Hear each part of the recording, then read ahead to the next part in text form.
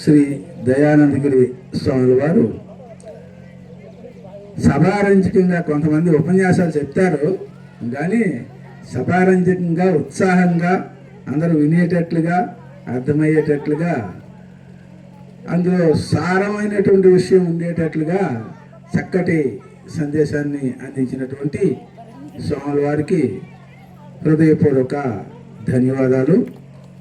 ఇప్పుడు మనం ఈ కార్యక్రమం అంతటికి కూడా కారకులైనటువంటి భగవంతుడు మనం ఇంట్లో మనం చూసుకుంటున్నాం, ఇంటికి యజమానిగా ఉన్నాము అని అంటే మనం ఇంటికి యజమానిగా లేదు, భగవంతుడు మనల్ని ఇంటికి యజమానిగా పెట్టాడు.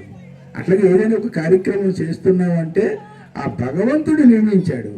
ఈ ప్రాంతంలో ఈ విధంగా అభివృద్ధి చెందడానికి భగవంతుడే మన కృష్ణానంద బ్రహ్మచారి గారిని నియమించారు. మనం నియమిస్తే అది జరగదు. ఎందుకంటే మనం అనుభవంగా చూస్తున్నాం. మన పిల్లలు ఉంటారు, మనం చెప్తే వినరు, మనం ఒకటి అంటే వాడొకటి అంటాడు.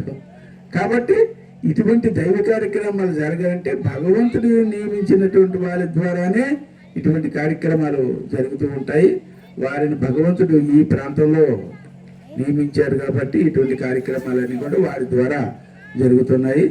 వారు ఇప్పుడు చివర సందేశంతో శాంతి మంత్రాలతో మనం కార్యక్రమాన్ని సమాప్తం చేసుకుందాము.